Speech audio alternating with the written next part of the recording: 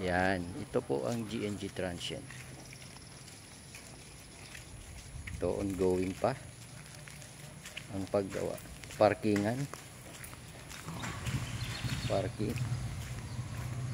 Yan siya. Oops, ito. Free flowing water system. Ito po yung water system, malinis, pwedeng inumin. Dito po yung lutuan natin, common, kung gusto magluto. Yan. Fire extinguisher for emergency. Meron tayong emergency light. Meron tayong fire alarm. Ito siya. Ngayon, pupunta po tayo sa room. Ito siya. Yan siya. Pupunta po tayo sa room. Ito yung room. Ito nakaabang po yung sa king size in case na may mag-extra bed. Yan. Ito po yung loob niya. Yan yung ilaw. Tricolor po yan. Yan. Iibang kulay. Oops.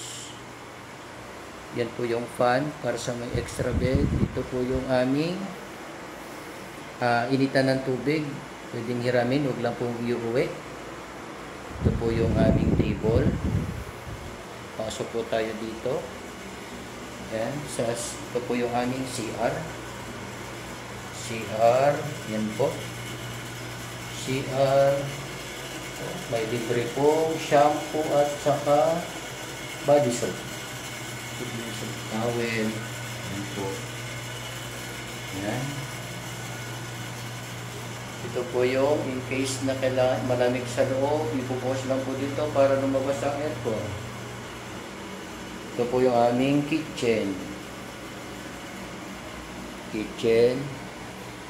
Ayan. Dito naman po yung aming laundry area. In case na gusto maglaba, pwede po yan.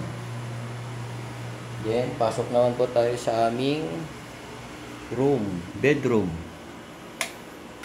No? Yan po ang aming bedroom. Fully aircon po ito. Air condition. Yan. Yan.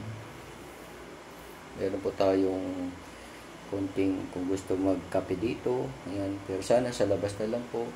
Yan po yung aming bed. Double deck po. Dalawa sa baba at isa sa taas. So, dito po yan. So, ito po ang aming transient, GNG transient. Kaka-open lang po. Ilaw. Emergency light. Pag nag-ano. Ito po yung kanyang sala. Living room. Oops, yan. Living room. Okay. Salamat po.